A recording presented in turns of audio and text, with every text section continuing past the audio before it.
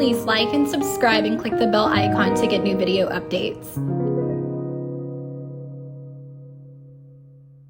Hello, welcome to King Cole 1965 for all things Nat King Cole and more. I'm your host, Danny Lamar Evans. In today's video, I'll be talking about a gentleman that came way before Little Richard. That gentleman's name was Esquerita.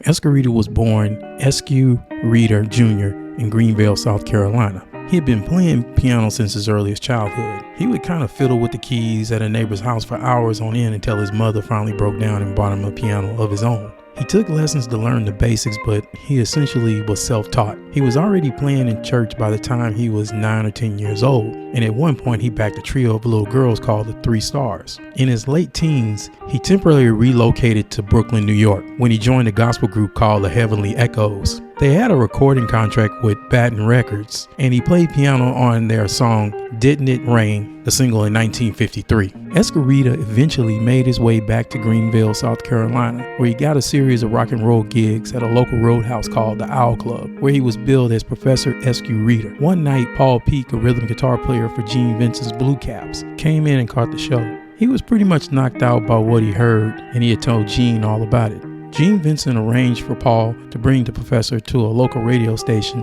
WESC, and record some material. Country singer Dave Dooley, then a DJ at the station, supervised the sessions, and they cut a demo of a song called Oh Baby. Gene brought the tape up to Capitol Records, who basically loved it. The professor joined the Capitol roster and immediately modified his name to Esquerita in order to add some mystique.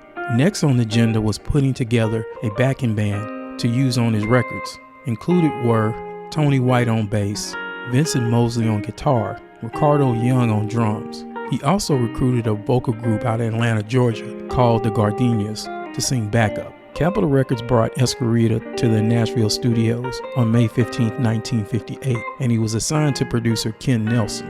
Esquerita recorded 4 sides for the label and returned the following day to do 3 more. His first single was Please Come Home, and then on the other side, it was Oh Baby, came out of these sessions, as well as Rockin the Joint. Now I have audio of an interview that Little Richard did. He's basically telling the interviewer on how Esquerita influenced him. It's a pretty good interview, and listen to what he has to say. I was taught how to play piano by Esquerita and a fellow by the name of James. So the influence of Esquerita on Little Richard, or vice versa, is really there. It's definite. Yeah, the piano. Tell me about him. Strange. Because a lot of people compare you It's to. strange, Roger. He was inspired by me to be in the show business, but I was inspired by him because when I first met him at the bus station. One night I couldn't sleep in my hometown. I would sit there all night and watch people get off the bus. You understand? And everybody's gonna. And he got off. I said, oh boy. We have a picture here. Let's hold that up to the mic so our listeners can see it. And you look at this picture and you say, that's happening now. The high top pompadour. He really got his hair. The book made a mistake there. He really got his hairstyle from me, and Doc, that was a mistake. He got his hairstyle from me. That's right. But he taught me how to play piano. He was playing One Mint Julep. Right. By the Clovers. Right. And it's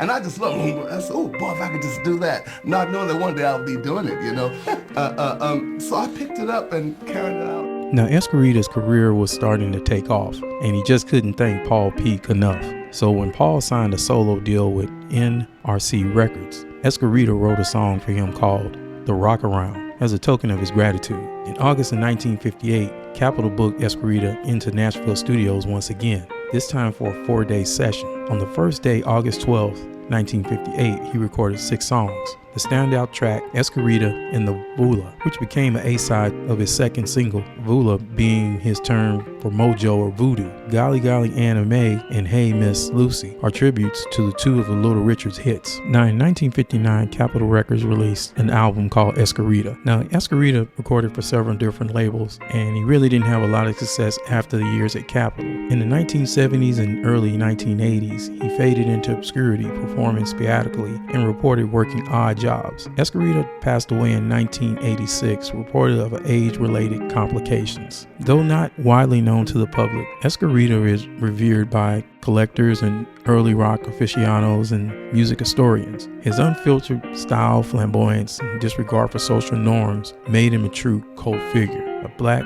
African-American rock pioneer who pushed boundaries and paved the way for more famous artists.